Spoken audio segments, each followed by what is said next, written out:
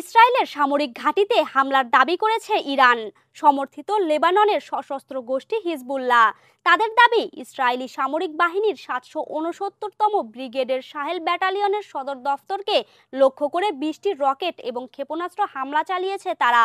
শনিবার ২৫ মে ইসরায়েলি সামরিক বাহিনী এক বিবৃতিতে এ তথ্য নিশ্চিত করেছে। সংবাদ মাধ্যম আল জাজিরা এক প্রতিবেদনে জানায়, ইসরায়েলের উত্তরাঞ্চলের আপার গ্যালিলি এলাকায় দক্ষিণ লেবানন প্রায় ২০টি রকেট আঘাত এনেছে। ইসরায়েলি সামরিক বাহিনী জানিয়েছে, ইসরায়েলের ডোভেট এবং মানারা এলাকায় একাধিক রকেট হামলার চিহ্ন শনাক্ত করা হয়েছে। এতে ইসরায়েলের বেশ কিছু এলাকা ক্ষতিগ্রস্ত হয়েছে, তবে এ হামলায় কোনো হতাহতের খবর পাওয়া যায়নি। তারা আরও জানায়, পাল্টা হামলা হিসাবে ইসরায়েল দক্ষিণ লেবাননের সোয়ানে এবং রামিয়ে এলাকায় বেশ কয়েকটি বিমান হামলা চালিয়েছে।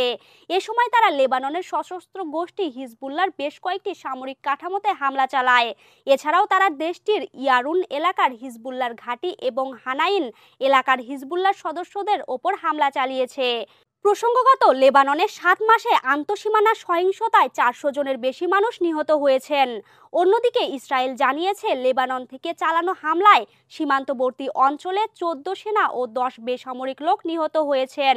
পাল্টাপাল্টি এ হামলায় উভয় পক্ষের কয়েক হাজার মানুষ বাস্তুচ্যুত হয়েছে। হিজবুল্লাহ জানায়, তাদের মিত্র হামাসকে সমর্থন করতে এবং লেবাননে আক্রমণ চালানোর জন্য ইসরায়েলে পাল্টা হামলা চালাচ্ছে।